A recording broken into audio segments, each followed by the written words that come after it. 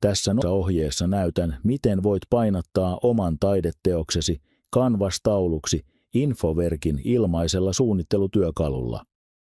Aloitetaan ja annetaan sun kuville se esillepano, jonka ne ansaitsee. Ensin mennään Infoverkin suunnittelutyökalun etusivulle ja valitaan tuoteryhmistä valokuva Canvas.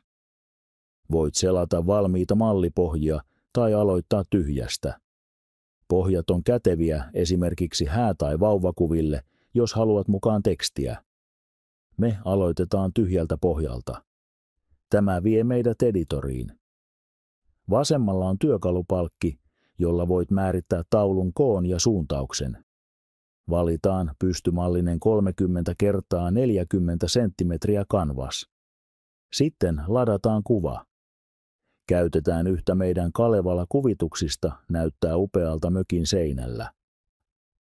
Säädä kuvan kokoa ja paikkaa niin, että se peittää koko alueen. Harmaa katkoviiva näyttää, mistä kohta kangas taittuu reunan yli.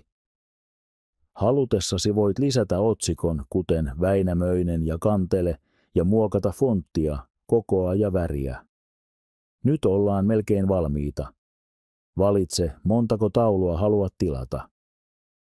Hinta päivittyy automaattisesti ja sisältää alven ja toimituksen.